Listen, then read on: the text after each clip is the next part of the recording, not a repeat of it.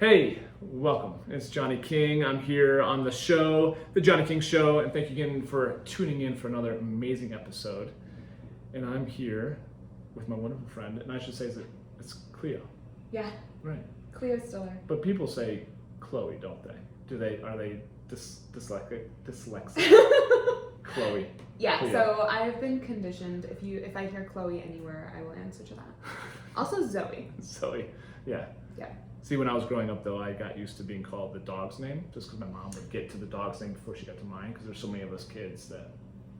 So you're... Wow. So I'm conditioned to be called Buffy. So, just FYI. Apt. Yes. Yeah. Yes. Well, you know what? It raises you to be very humble, I think. yeah, I'm below the dog. Right. As the middle child, the forgotten middle child.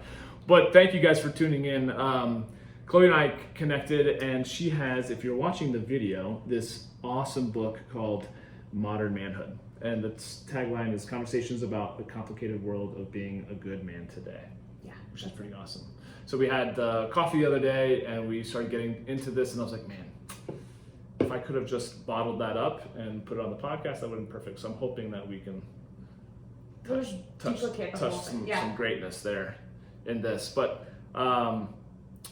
maybe you could tell us a little bit more about your background, because your bio, which I wasn't going to try to memorize or read it off, you could probably tell them better, but like, you've done some amazing things, and you've been in Colorado for how long? 4 months. 4 months. Yeah. I was going to say 6 months, but Okay. 4 months, right? Yeah. It's just crazy, but give the listeners and the viewers a little more of the background for what you've done in your TV show and everything else. Pretty cool stuff. Great. Yeah. Sure. So Cleo Stiller is my name. Cleo. And Chloe. I'm a reporter. I cut my teeth covering financial news for Bloomberg, and then moved over to Univision and became a health reporter over there. Emmy Award nominated, Peabody Award nominated, and Amazing. television host Amazing. for a show rather long running, 5 years. That's awesome. Called Sex.Right.Now with Cleo Stiller. Mm. Sort of a provocative title, of course, but that is the Peabody nominated show I created, and we straddled topics ranging from reproductive rights to body confidence, gender identity, and basically the idea, what we were doing was we were kind of capturing this moment. So the show launched in 2014, which really isn't that long ago, but in the way our culture has shifted, it's sort of like dog years, honestly. So 2014, we had President Obama in office. Awesome. The Supreme Court had just legalized same-sex marriage, Mm-hmm. and dating apps were just hitting the mainstream. So Tinder actually launched in 2011. It's hard to remember a world before that happened. It really is, yeah. But so by 2014, dating apps were just hitting, like, not just the coastal cities, but also the rest of the country, right? And we knew that things were just kind of happening in unprecedented ways. Mm-hmm. So the show kind of captured this moment for our generation where everything was changing, and people were kind of taking to the internet to be like, is this normal? Like, does this happen to anyone else? So the show ran on Univision's English-speaking cable network called Fusion. Our parent companies were Disney and Univision. And then 2017 happened, and the Me Too movement hit the mainstream. Mm-hmm. And a lot of men who watched my show started writing into me, are you going to do a season on what's happening right now? Because I have so much to say, but I'm kind of afraid to say anything. I don't want to get in trouble. I feel like everything I was raised to do is now considered creepy, or worse. Mm-hmm. So, then they would ask me a question. And it was really interesting because, again, these kind of DMs were pouring in droves. And the questions would range from, like, I'm a single guy and I'm terrified to approach women, to I'm a new dad and I have a new son. I don't, like, how the hell do I raise my boy now? I don't know what it means to be a good man. Or managers, right, would write me and say, listen, I wouldn't cop to this, on the record, but I'm a manager with a lot of hiring power, and to be totally honest, I don't want to hire new female staff. It doesn't seem worth the risk, and I sure as hell don't want to mentor my current female employees. Totally. So these messages were just piling up in my inbox, right? and I was thinking, whoa, hell if I know, right? It's all just changing so quickly. Yeah. And this movement is impacting us in sort of every single space in our lives. So then Simon Schuster, this is my publisher, came to me about doing a book for them, and I pitched them on 3 different book ideas. And that one was the last one. I was like, please don't choose this. It's going to be such a mother. And of course they were like, that one. Yeah, so relevant. Yeah, right. Exactly. Do you remember though what were the other 2? The other one was something, they were just, I don't remember exactly what they were, but I remember thinking, I mean, they were very topical, and the publisher wanted to turn this around very quickly. Yeah. And so I remember the other 2 ideas would have taken me 6 months maybe, just to report out and write. Yeah. This, I knew if they had signed up, and this is what the book is, I was going to have to interview men all over the country from, every generation, kind of ranging from ages of 18, this is in the book, they range from 18 to 62, because you probably know this, right? I mean, if you're raised in Missouri, and you're in your 30s or 40s right now, your relationship to masculinity and manhood could be very different from a 17-year-old Latinx kid in South Central LA, right? Of course. Versus like a 60-year-old paper mill retiree. So that's this book, basically, Fascinating. Yeah. And here we are.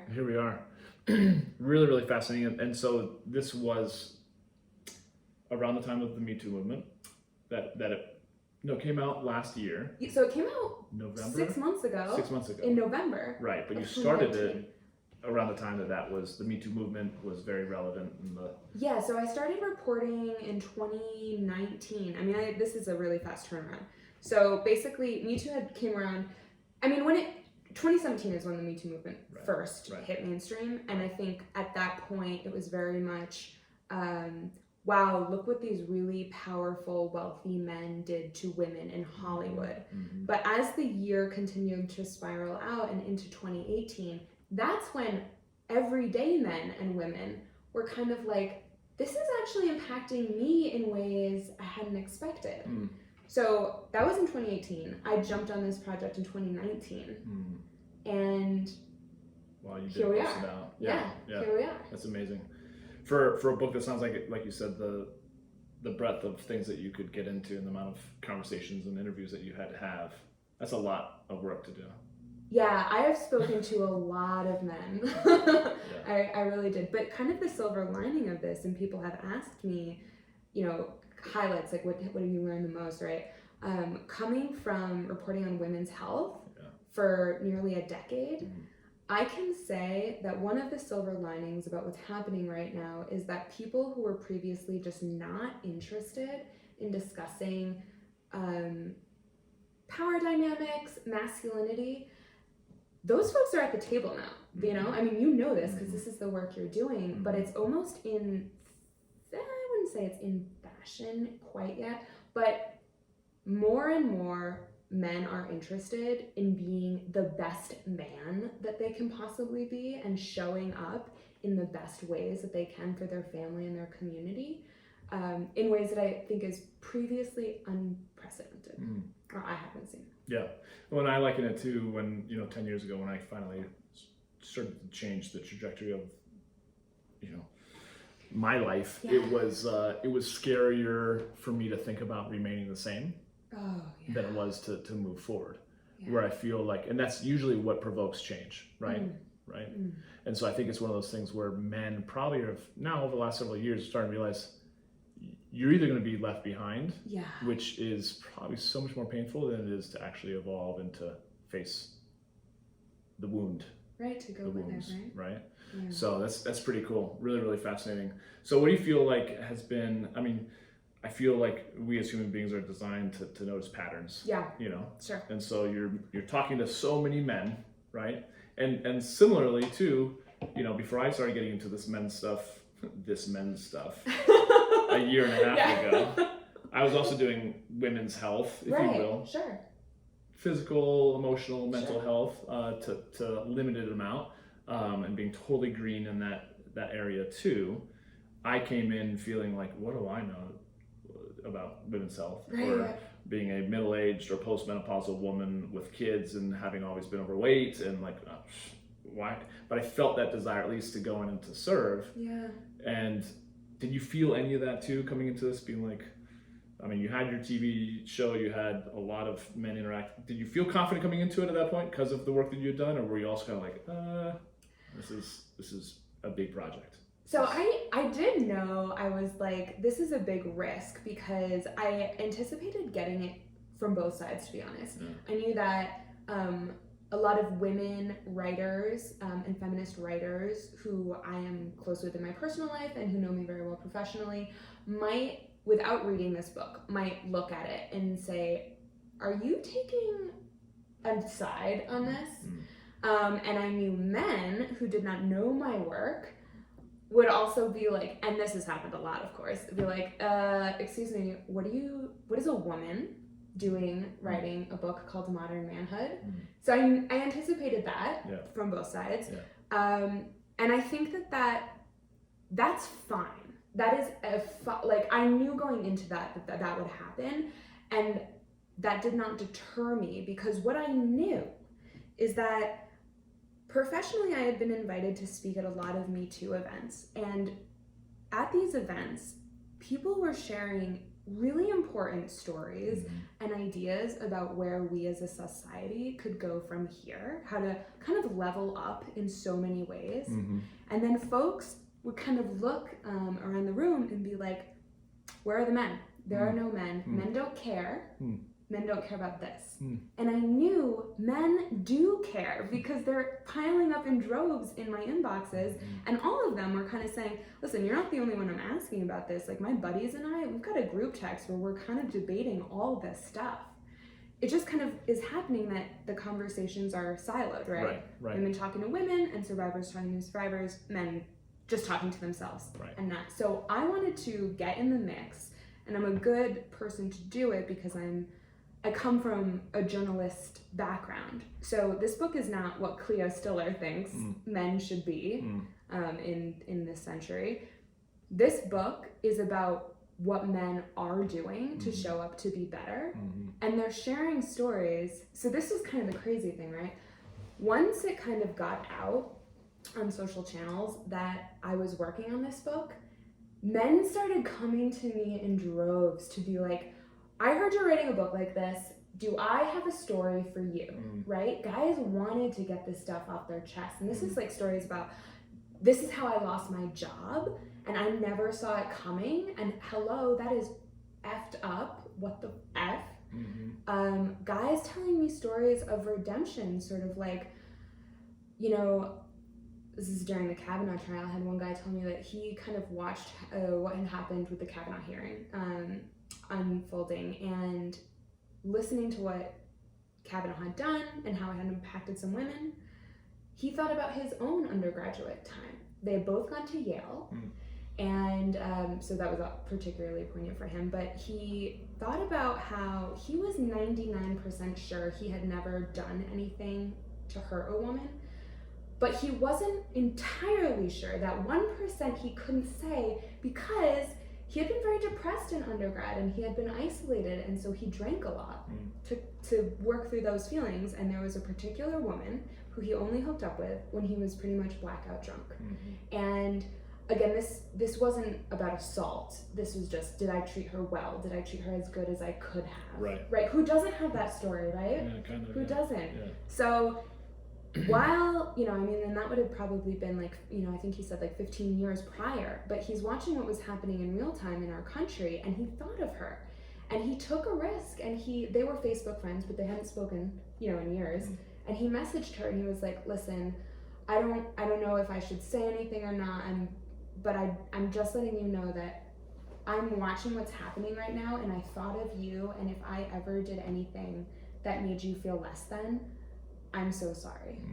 And she said, I didn't talk to her, so this is second-hand sourcing, but he told me that she said, I never expected you to apologize, but it means so much. Thank you. So, you know, these are stories that men wanted to share. And that's kind of the important timing of this, right? Yeah. Because there's just so much we can do with that once you know, like, you're not the only one who's feeling this way. Right. And I've said it on past podcast episodes, and it's one of those things that's probably one of the most common things said and feedback from my men's meetings every single month is that they're surprised that there's other men that feel how they feel, which just goes to show how little men are actually talking with other men, about what they're feeling. And that, okay, can I say, as a woman, not as a reporter, but as a woman reporting this book, that was the biggest eye-opening thing for me to learn, because women are socialized to communicate with each other on deeply intimate personal issues from such a young age. And what I found out, so we have a whole chapter in here called the friendship chapter, which I was kind of like, I don't want to write a chapter on guys' friendship. But it ended up being the most interesting to me, because what I found out in my reporting is that, so like there's a running joke in my family. Dad has no friends. Mom has a lot of friends, and dad's got mom, or the dog, right? So it turns out that's not just in my family. No. So many people, right, have that family joke. And it's not actually funny because, as you know, it's hard for men to communicate about intimate, vulnerable issues, and then we get this notion like, well, I guess they don't have them, which is ridiculous because we know all humans do. And when I looked at, like, okay, so this is so widespread, and I heard it from so many of the men that I interviewed, and then the question is, well, why, right? Are men, I'm putting this in air quotes, but like hardwired not to need friends? Or like, what's the deal? And I spoke to a researcher named Naomi Way, who's been doing research on adolescent boys for 30 years. She told me about this experiment she does. So basically, here's what we know. When boys and girls are very young, they actually form friendships in the exact same way. So they're hugging each other, they're kissing each other, they're whispering in each other's ear, sharing secrets, all of this, right? Then when the boys are quite young, they start being policed by their teachers, their parents, their older siblings. Hey, don't lean on your friend like that. Don't touch your friend like that. Don't whisper in your friend's ear. That's a girl thing. And that they get that mess. I mean, does that sound familiar? Totally, of course. Right? Totally. Yep. So, and that's happening when they're like 4 and 6. And it continues on, right? So Naomi, what she does is she pulls boys as they're going from 8th grade to 9th grade, right? And she'll pull them aside and she'll say, do you have a best friend? And the guy can be like, oh yeah, definitely. And like point to one guy, that's his best friend. She asks him, what do you guys talk about? They're like, everything. Like, my parents' divorce, like, my dad losing his job, we were, short on cash or whatever. Girls, everything, right? Then she pulls those same boys every year as they get older. So sophomore, junior, senior year. And by the time she gets them at senior year, she asks them that same question. And that best friend has kind of like blurred into the back lines usually, and it's more of like this large group of guys. And she's like, oh, okay, cool. What do you and your best friends talk about? And they're like, they're buds, like sports, cars, girls. She's like, well, what about the divorce? What about your aunt who passed? No, I don't need to talk about that stuff. She's like, does it not bother you? They're like, no. And that is so if that's happening at high school, then this idea, right, like dad has no friends, as a woman who, I have such a core group of female friends who they know everything. I can't imagine handling all of that on my own.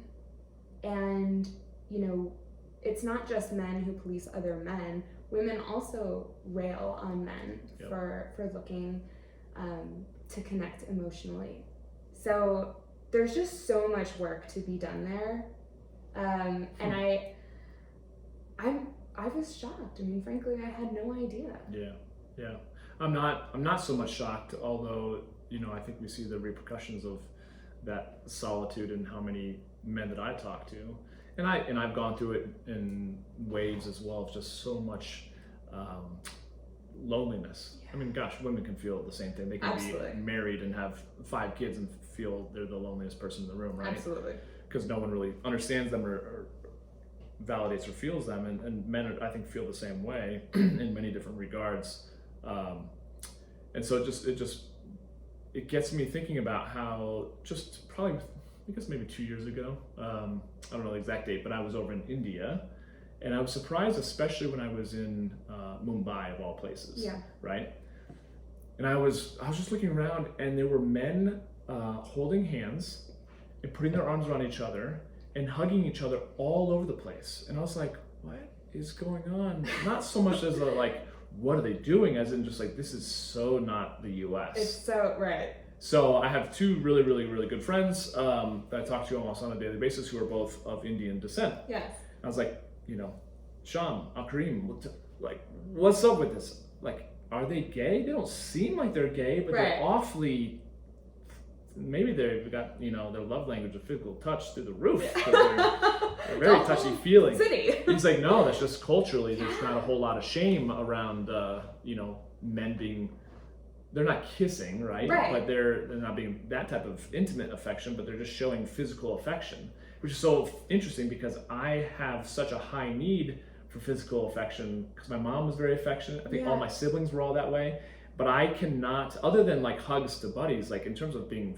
physically affectionate, it was reserved for my girlfriend or my spouse, or like, that's it. Yeah. And there's a lot of times that I feel like I just have that crave to like I was just want to touch individuals, and but then even especially with the conversation we're talking about, right? Then I'm like, I don't think I can touch you. Like, I'm just very handsy in terms of like just touching and that sort of thing. Handsy, that sounds horrible. Yeah.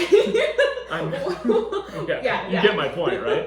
But more so just like, I like to just connect with people through the physical touch, not that type of romantic intimacy. And I feel like then I'm walking on eggshells a lot, based on what's happened in the world in the last several years, and which makes me like, damn it.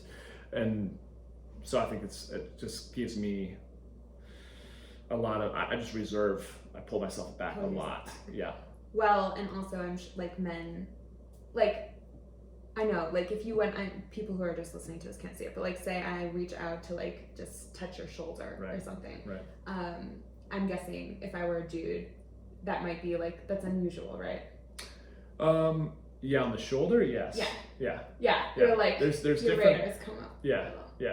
Like it's funny how there's like that unsaid kind of man code, Wait, so, like to do this would be like way too intimate between a guy. Yeah. Okay. Where like just right here. Yeah. Like, proud of you, bro. Like, you're doing a good job. That's totally cool. Like a tap. Totally tap. Yep. See, this is good.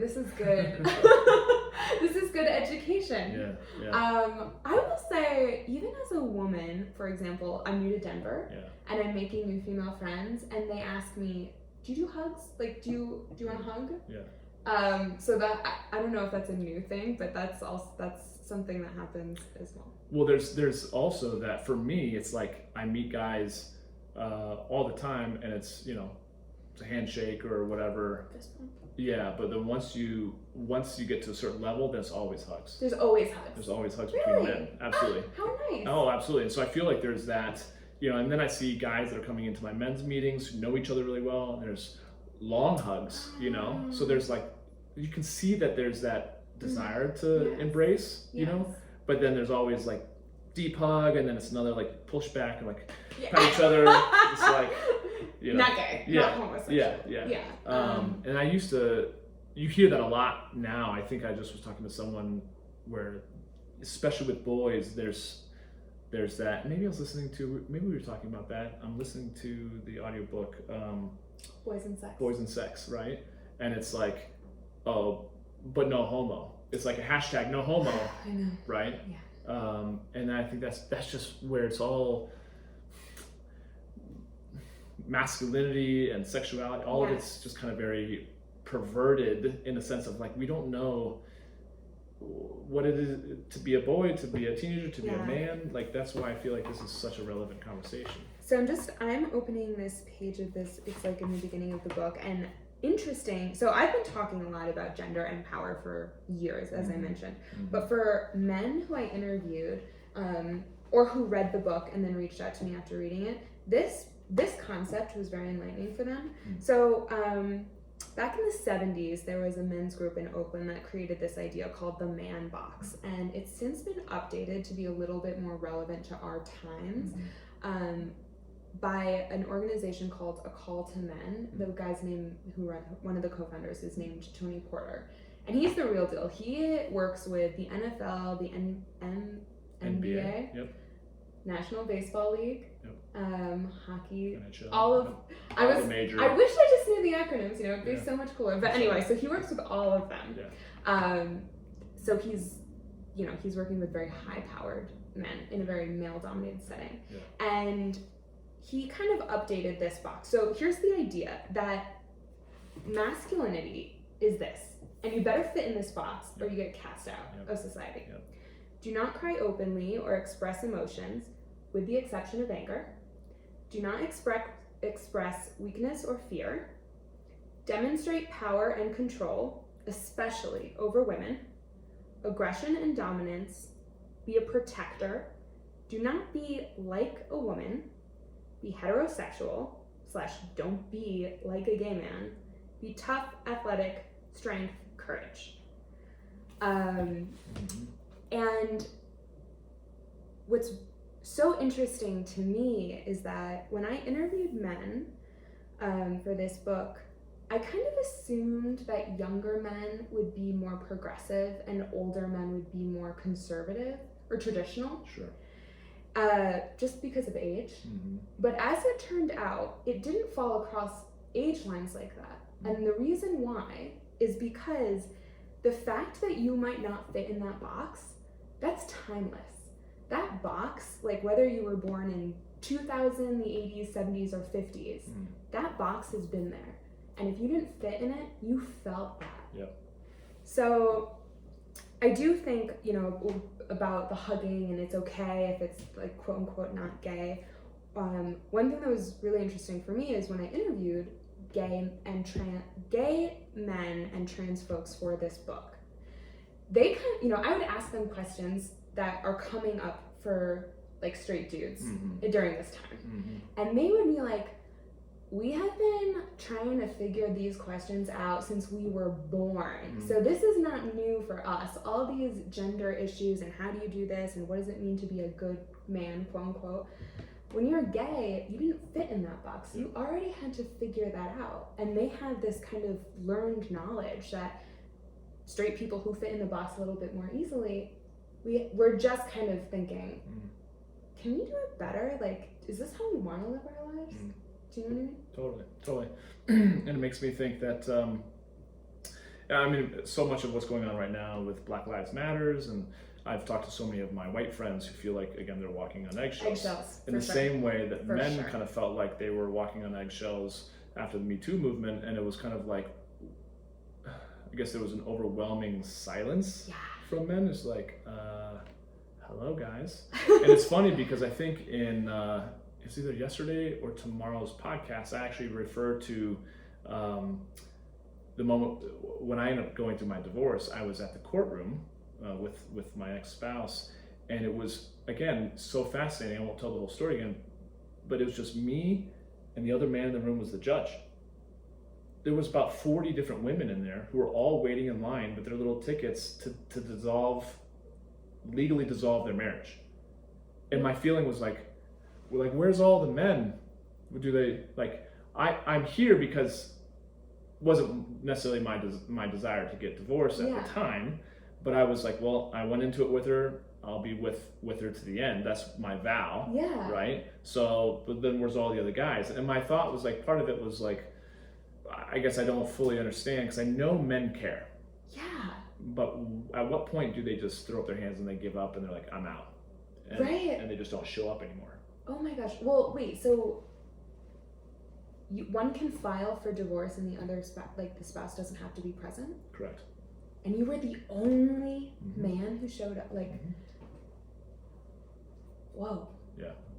Okay, that's its own, wow. Yeah. Yeah. At least in Missouri. Yeah, Missouri. In Missouri, if I had fought it, her desire, then I could have legally fought it for a year. If I still didn't sign anything, then she could have gone on and gotten it done, right? Yeah. Which is probably, guys probably flee the state or just disappear, or they don't give a rat's ass, And so, but yeah, that to me was amazing. That snapshot of maybe 2 hours there was 40 marriages or so, probably more than that. It was just like Also crazy that it was always the wife showing up, right? Yeah. Where were they? Okay. Well. But that's a great kind of example of what has been happening. Right. Have you ever read No More Mr. Nice Guy? No. Well, in that he talks about how the nice guy was created as a result of the Industrial Revolution, essentially. That prior to machines, replacing men in the fields, boys learned how to be men. Yes. 1.0 version in the fields, being with dad, Yeah. right next to him, like watching him sweat and toil and everything else. But then when dad was replaced by machines and had to go into the city, left little boys to be raised by moms, sisters, aunts, the women of the village. Yeah. And that's when boys started to learn that to be valued, they have to be good little boys, nice little boys, quiet, patient, sitting in their chair, like kind of my experience as well. Interesting. And so was the beginning of men kind of losing their foothold on masculinity and what it means to be a man. Yeah. And so I feel like in some sense, that's also what perpetuates why men don't have other, like the friendship chapter. Yes. Because they were just kind of like, the wife just was replaced. Yes. The mom was replaced by the wife. Yeah. Which women hate, by the way. I mean, my God! Yeah, had I known that, right? Different. Yes. I've heard not all women, and this is the really important. There is no monolithic experience for women or men. We know this. Right. But many women are very remorseful and filled with regret when they get a male partner who turns them into mother, therapist, friend, like all the things, because their partner doesn't have all of them in their life. Right. So that's like a lot of hats to wear for one person. It's way too much, and then no wonder that the intimacy disappears. Exactly. Yeah. Exactly. That's not a surprise. Not a surprise at all. So I think that's just the a big part of that. I feel like that's relevant with this conversation in your book is like, why are so men isolating themselves? Yeah. Probably because they're fearful of men. So many men also say that they have so much anxiety coming into this meeting of men. Yes. Yes. Whether they're straight or gay, they're either puffing up their chest, and they're not either, but a lot of them kind of feel like they have to either fake the part, or they just like come in like, hey, and then they just kind of like just find a little spot by themselves and just sit on their phone until I start speaking. Right. Lone wolf. Yeah. So and I totally get that. But I feel like, again, as men, of course, get to know each other and they become friends. Yes. I just went out to brunch last weekend with a bunch of them that we connected through my men's meetings, and now we're all friends. It's like hugging, and we're all, it's like that's where the vulnerability is. But it takes a lot of time, and I think men kind of disregard that as important. Yes. Because they need, like you said, it doesn't necessarily fit in the box. It does not fit in the box. They've got to provide. They've got to be successful. They've got to and how empty is that? It's also an incredibly inhuman amount of pressure to put on any one person. And this, I did hear from men a lot that they feel like they get it coming and going. They feel like, to the point of the nice guy, they're like, if I'm too nice, women don't like me, or I get run over, or I don't get promoted at work.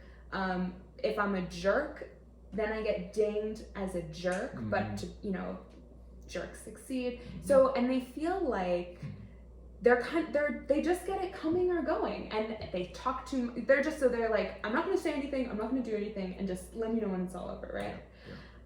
And we don't want that, right? We can't have like half the population just completely disengaged. And also we know that it's not, men are human, so it's not that they don't have emotions, it's just that they'll bottle them up, and then at some point it's going to come out in a really ugly way, right? Which is kind of part of the man box, like the only emotion you're allowed to have is anger.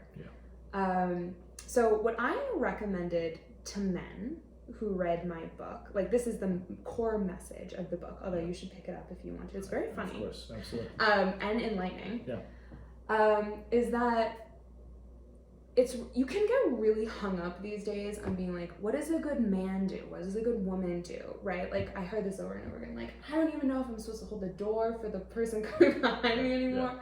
Right? So, okay.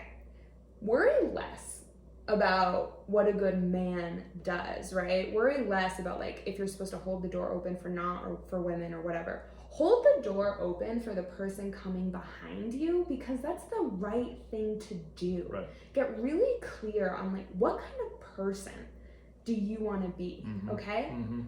If you're the kind of person who isn't going to hold the door open for someone, then don't. But also that's probably good information to have about yourself, right? I just think, good men, good women, we all kind of, there's like a spectrum of gender, right? We all like relate to different parts of quote unquote femininity and masculinity in different ways. And there's no like way to like maximize advice in this area because it's so personal to your own preferences and experiences. Right. So again, I really think it's a distraction to worry about like quote unquote, what's a good man do? What does a good person do? Right? And in the time of post-Me Too, in the time of BLM, a good person shows up for their community. And you're probably like, so this is written for a post-Me Too world, but it's quite applicable to BLM as well. If you're new to this, you are gonna fuck up, my friend. Like you are gonna say something wrong, you're gonna get in trouble, you're gonna look stupid. But that is worth it to make the change that we need to see. And you have to know that in your core, right? You do not want to be the good man, the good person who just kind of like sticks your head in the sand because it doesn't technically directly impact you. That's not how a good person shows up for our communities. So, and when I say to other folks, like I say to women and survivors who read Modern Manhood, I also said to them, as much as you can come from a place of empathy and compassion right now, because when people are showing up yes, it would be ideal if this wasn't the first time they were thinking critically about these issues, but the truth is, it is for a lot of people. So, hear them out, work with them, because we all need to be at the table to move forward on this one, and we need to move forward on it. So.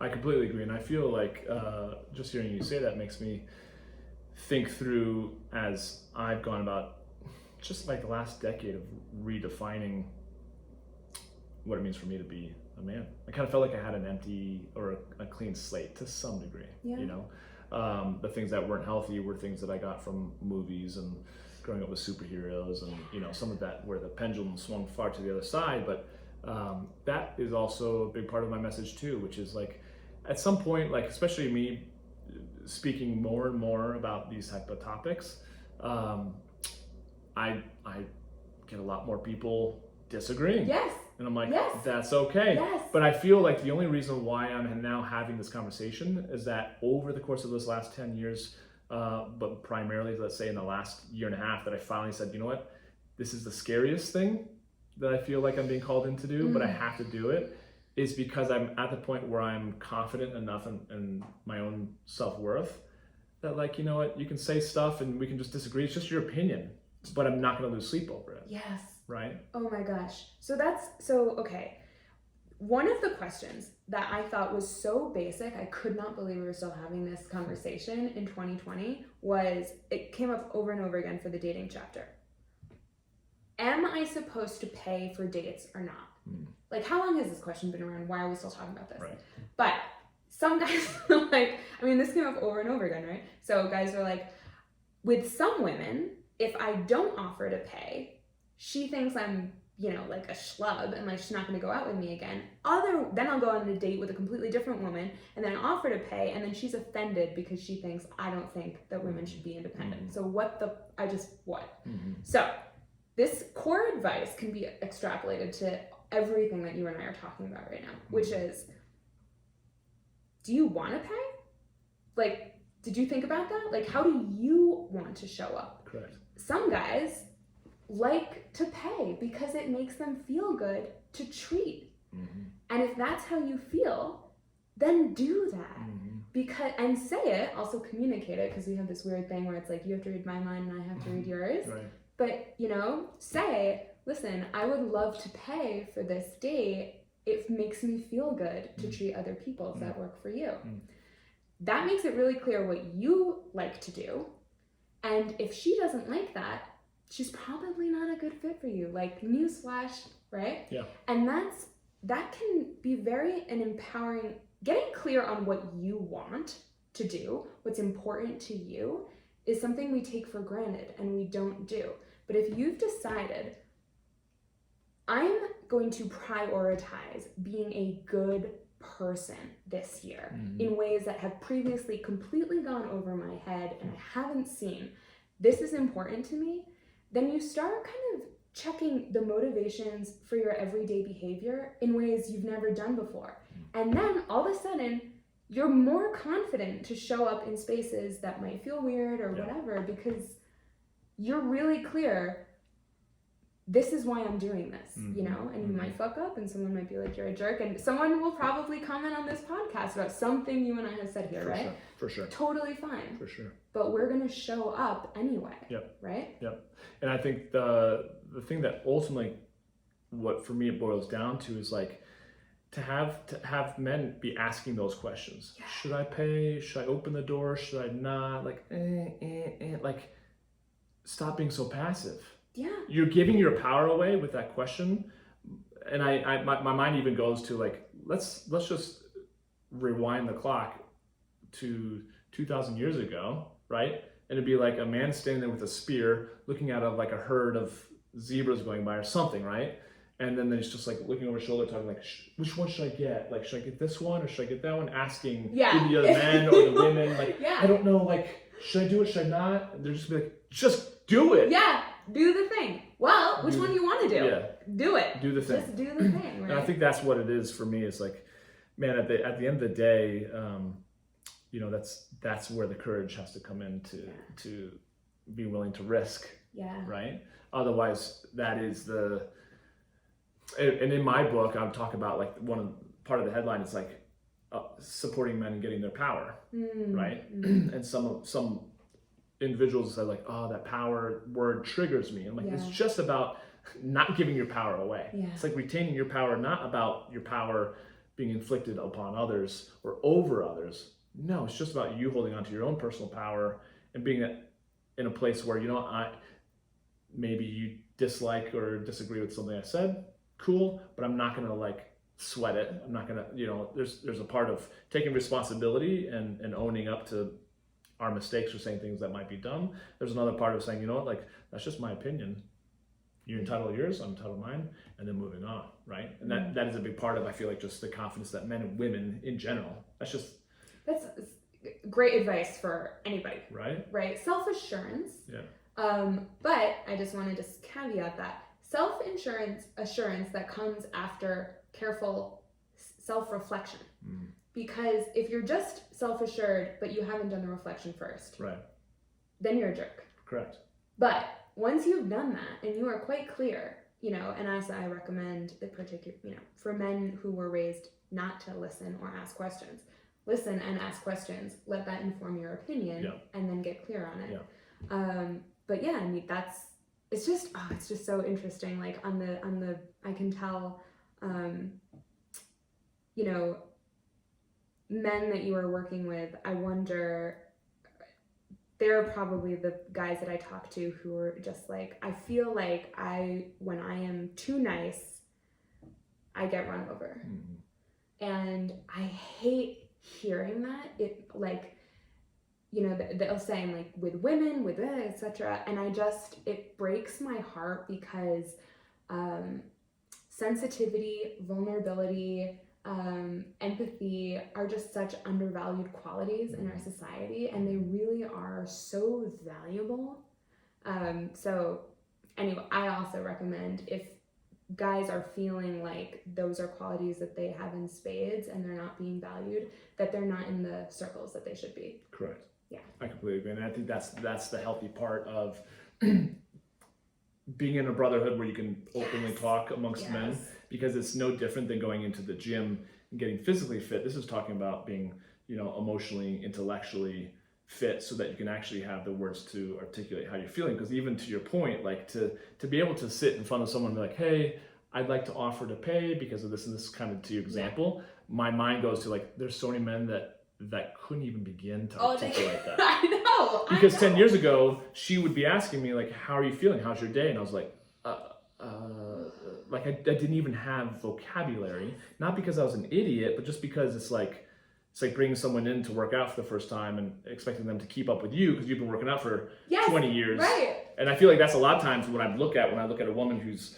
highly developed and she's very articulate, she's very smart, she knows her shit, with a guy that's just like, she's been working out in the gym for 20, 30, 40 years, and he's just like a newbie, right? This is what we talk in that friendship chapter, where men, because they're raised not to communicate their feelings, and verbalization is such an important part of our learning process and how we process emotions. When you never talk about your feelings, you can forget that you have them. So then this happens, and someone will be like, well, how do you feel about it? And you're like, good. Fine. No one's ever asked me that before. Like, I don't know. Fine. Yeah, fine. Feelings internalized, never expressed. Oh my God, brilliant. That's not most guys, but a lot of guys. I've never heard that. Damn, that would be a great title for the book. Well, that's yes. Anyways, I think that's the important thing to think through. So as we're kind of wrapping things up, there's so much value here, and as you're speaking, I'm like, I have to go back and listen to this, because again, it's challenging sometimes when you're sitting in the seat, because I'm listening to you, but you're also saying things like, oh, I want to talk about that, or it's like I'm still not fully present, because that's the job of a reporter. That's the job. Yeah, you're also like trying to connect dots and then trying to remember but I'm trying to stay present. So like, there's so much good here that I want to be like, I'm going to go back and take notes. So thank you again for sharing this stuff. But maybe in the last little bit here, if there was, you've talked about like the main message that's coming out of modern manhood. Here it is. But what do you feel like are some things that just if a man's listening to this and he's really struggling, and he's, whether it be in his relationships, in his career, just in fulfillment in life in general, where does a man even begin to start leveling up besides buying your book? My book. Because I would say that's probably where it starts, because it's all probably in here. It's all right? It's all in there. But if they're just listening to this, what's the first step or two? Okay. If there is anything that you could recommend. Love this question. First of all, know that you are so not alone. Oh my gosh. And feeling isolated or lost or dead inside. Oh God, I heard that over and over again. It's like, I feel dead inside. Everything's fine. I've got a good job. I've got a wife, or I don't, or whatever. But everything looks externally okay. Looks fine. Looks fine, but emotionally flatlined. Yeah. I heard that over and over again. So I think it's really empowering to know it's like a oh God, I can't even say pandemic these days. But it's happening everywhere. So first of all, very helpful to know that. Second of all, I would Google like a local men's group, and if that feels like a little bit too, like you're going from like 0 to 10 a little fast, I would continue listening to your podcast, and also put in so there's another podcast that I like called The Great Man Within. It's hosted by Dominic Quartuccio and Brian Stacy. They work with like sort of high achieving men who feel dead inside. And start there. I'm sure the people that you have on your podcast are already hooking other people up with resources, right? But I'll also tell men, whether you're single or not, but single women have asked me, what do I need to know about modern manhood? Like, I'm having trouble out here in the dating realm, and I'll tell them, you ladies, find your local men's group and just stand outside of that door and only date men that come in and out, because the biggest crisis, I think, of the men that I was talking to was that they feel totally alone, and you're not. And so the other thing is, if you do have friends, but you feel like you and your buddies before the pandemic would just go to a bar and kind of both sit directly at the game and like just talk about the game, I encourage you to just break the ice and ask your buddy, how you doing with Sharon? Or like, don't, don't just waste the friendships that you have staying surface level, because I can guarantee you and your buddy both have shit that you need to work through together. So. I think it too, I would maybe piggyback on that too. It's like enrolling your buddy into the conversation before you show up. Because it's like, sometimes it's like having the courage to bring it up. Yeah. Even whether you're talking about with buddies or especially in intimate relationships, it's just like, oh, I have that, like, I want to talk about this. Sometimes it's certainly easier to text and hide behind, text and devices sometimes, would just be like, hey bro, you want to grab, a beer and watch the game? I'd like to ask your opinion on some relationship struggles I'm having, just to give them a heads up. Totally. So then the buddy could be like, hey, so tell me what's going on with your relationship. Yes. Because I think sometimes just men getting into it, once they get into it, they can roll. Yes. But just opening up a little bit is, it's like the first step into the gym. It's that first kiss. It's everything. It's like, that's super scary because there's fear of rejection, even amongst men. Yes, right? of course. Like, no, what are you talking about, bro? Like, let's just watch the game. Come on. Exactly. So anyways, thank you so much for being here. I feel like we could talk for another several hours, and I'd like to have you back and keep chatting about it. But again, where can they pick up Modern Manhood? Modern Manhood is everywhere that you can get anything. So it's a #1 new release on Amazon. Sweet. Press coverage everywhere from Rolling Stone to Mother Jones, Fortune Magazine, Independent. That's awesome. LinkedIn ran an excerpt of the work chapter. Fortune Magazine ran an excerpt of the money chapter. I mean, this really is, it's not only stories from men all over the country, but it's just like packed. I know men love the History Channel, so I'm always like, it's kind of like History Channel plus like a bunch of other stories from guys. I love it. So you can get it anywhere. Do you have it on audio yet? It's on audio. Is it? Yeah. Sweet. Heck Audible. Audible. Yeah, I read the intro. Okay, I was gonna say read by you fully, or you read the intro? They wouldn't let me read the whole thing, which I was kind of pissed about. Yeah. But the reason they told me is because there are so many male voices in there. They were like try, and I was like, well, I wouldn't like, and they're like, that is why you can't read the whole book. So they hired an actor. Gotcha. Yeah. Cool. Well, I choose to listen versus read. Same. So I'm a listener. Yeah. I'll pick that up. Pick the audiobook. Modern Manhood, conversations about the complicated world of being a good man today.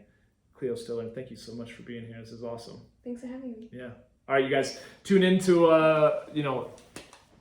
the rest of the episode, of course, that we have going on forward. If you have any other thoughts or feedback for us, please feel free to reach out, and have an amazing rest of your day. Cheers.